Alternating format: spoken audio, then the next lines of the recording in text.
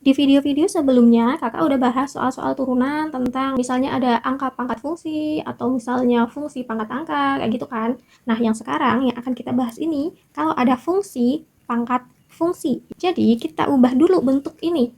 Si fx ini kan x pangkat x. Nah, ini kita ubah bentuknya menjadi e pangkat ln x pangkat x. Kenapa begitu? Karena kalau ada e pangkat ln dari kx, ini nilainya sama dengan kx ya. Jadi kalau ada e pangkat ln x pangkat x sama dengan x pangkat x juga gitu ya. Selanjutnya kita gunakan sifat dari ln. Kalau ada ln a pangkat b, ini bentuknya sama dengan b kali ln a ya.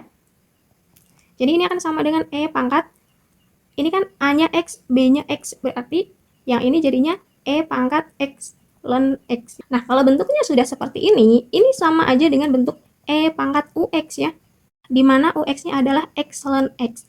Setelah bentuknya diubah seperti ini, baru kita turunkan. Nah, teman-teman ingat-ingat ya, kalau ada e pangkat ux, turunannya sama dengan e pangkat ux kali u aksen x, atau turunan dari si ux-nya. Sekarang kita cari dulu turunan dari si ux-nya ya. Ux di sini sama dengan x ln x ya. X ln x ini artinya perkalian dua fungsi. Nah, ini kakak simbolkan aja nih, misalnya x itu c, yang ln x itu misalnya d ya. Kalau ada bentuk c kali d ya, itu turunannya sama dengan turunan dari c kali d ditambah c dikali turunannya d ya. Turunan c ya, c-nya x, turunan dari x itu 1, terus kali d itu ln x, ditambah c, c-nya itu x, dikali d aksen, turunannya d, d-nya ln x, turunan dari ln x itu 1 per x. Kalau teman-teman masih bingung untuk turunan-turunan dari ln x atau x, teman-teman bisa cek di video sebelumnya ya. Ini berarti turunan akhir dari ux-nya sama dengan ln x ditambah x kali 1 per x itu 1.